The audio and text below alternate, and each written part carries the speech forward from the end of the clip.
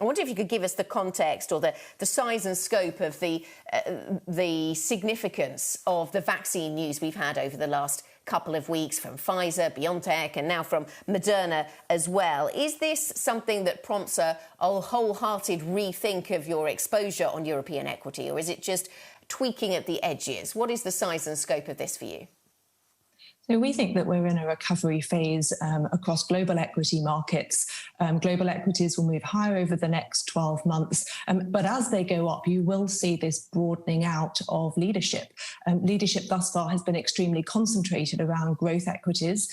And we do think there's room for more cyclicals to also participate in the rally. And this is something we've been saying for a few months, actually. We've been advising that clients balance portfolio, adding cyclicality to complement areas of structural growth, and news around the vaccine and indeed greater clarity post the US election also just lend itself to the idea of a bridge to more normal economic growth, economic recovery, slightly higher bond yields that also help equities and help this more cyclical rotation. But we don't think it's about, cutting growth altogether. Growth and technology around digital transformation is still a key part of our conviction. But it is an acknowledgement that COVID has changed the investment landscape. There are new areas of growth that you can invest in, particularly those with an environmental tilt.